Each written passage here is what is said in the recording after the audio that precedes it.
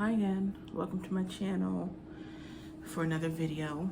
Today we're going to be talking about Submittable again, honestly. Just wanted to actually record my screen and show you like what my Submittable looks like and some like little tips and tricks on navigating it. So that'll be later in the video, but I just wanted to do a quick introduction first.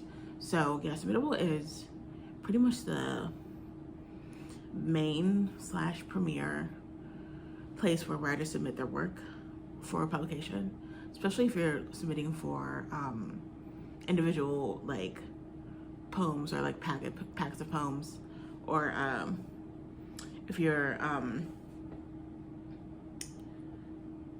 submitting for contests or open reading periods and things like that, if you're trying to get like a manuscript published. But like mostly it's for smaller, like if you're trying to get 1 to 10 poems published somewhere. And most of the literary magazines that I know of are on there. Some of them are not. Some of them have their own sort of like portals, or some of them use Google Docs or Google, what's that called? Google Forms to manage their submissions, or even email too. But I'd say that most of them were on Submittable. And started using Submittable back in 2017. The first submission that I have is late 2017, and it was for a writer's retreat for Black writers. And yeah, I use it quite often. I'm a Submittable hound. I be on there real bad. I usually keep like 1 to 5 submissions out there at a time, depending on where I'm at in my like writing journey. But yeah, I'd say 1 to 5 is like, if it gets more than that, then it starts to be kind of like tedious and overwhelming. So yeah, I don't know why this is not centered.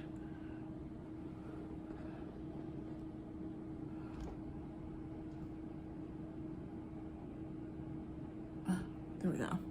Okay. So yeah, Submittable. Yeah, you can find pretty much most of the literary magazines that are out there on there. And you can find very specialized ones as well. So like, I think post 2020, there were some literary magazines that popped up that were specifically for like marginalized or like Black or POC writers. And then a lot of them who weren't like specialized like that started doing specialized reading periods where they'd say, the first 200 submissions from Black writers are free, or like BIPOC writers get free submissions to this magazine for however long a reading period is open for, stuff like that.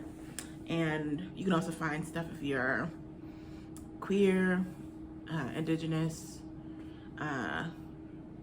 any sort of person that falls under the person of color wheel,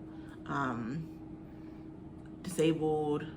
If you're like very steeped in activism, you can find magazines that are like more like activist forward. And yeah, I think the Submittable is like a great place. They sort of revamped their site a while ago now.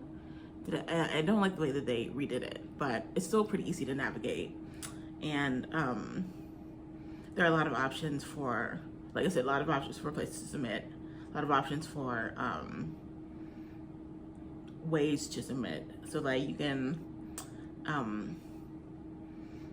submit your submission through whatever like means that the literary magazine has outlined. So you have to actually read their guidelines and stuff like that.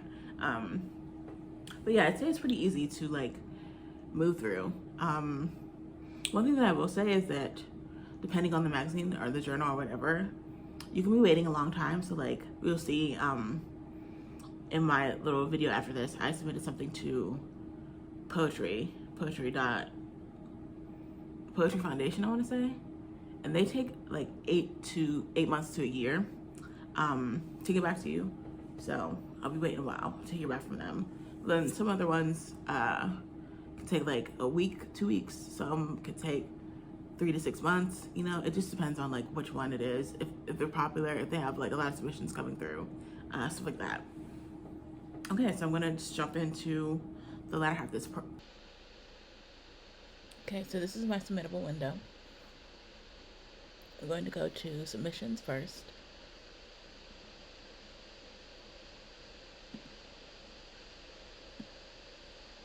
And you'll see these are my active submissions right now.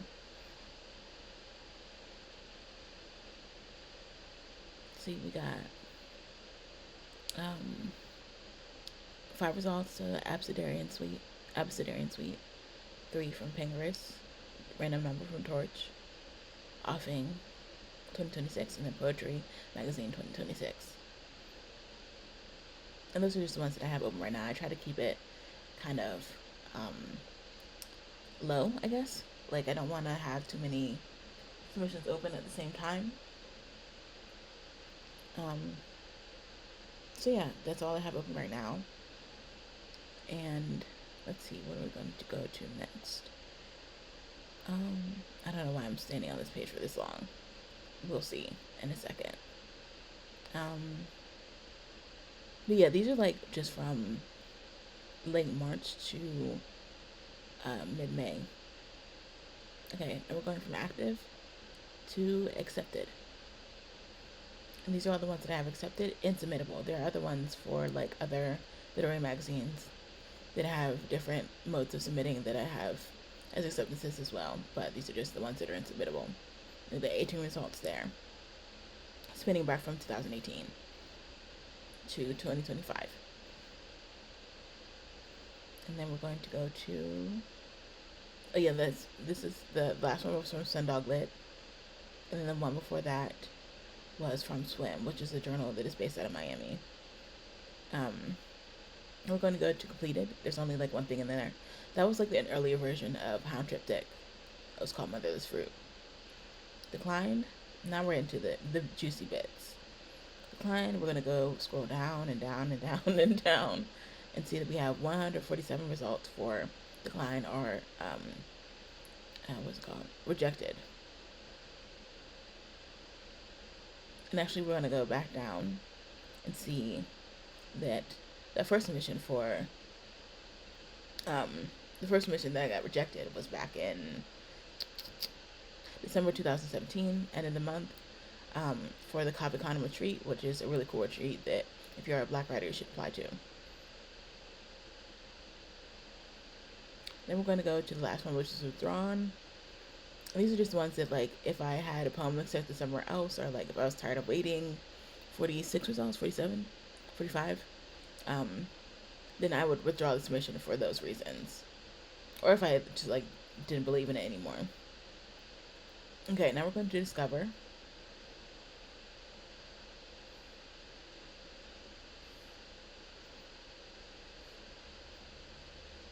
Loading.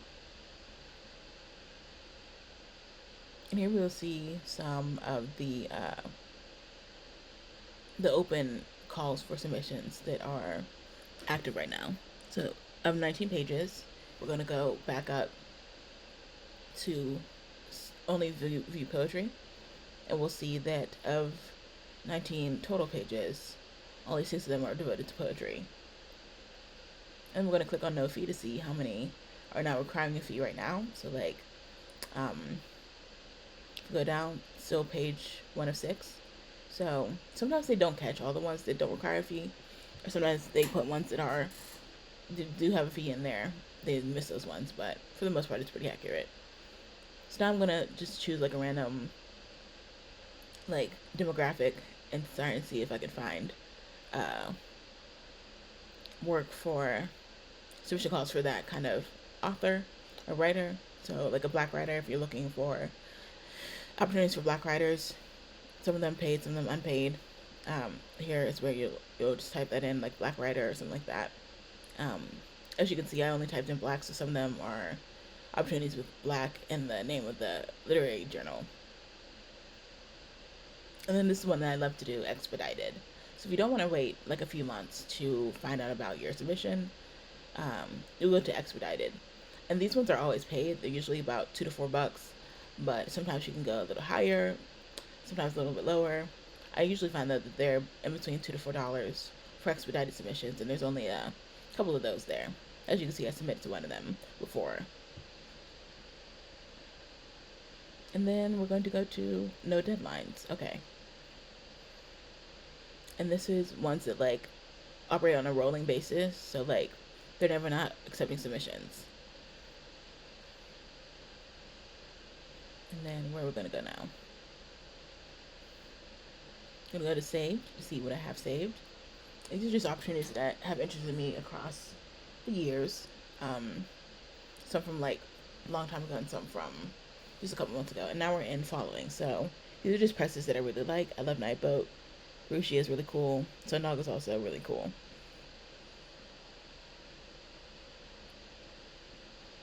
And that's it.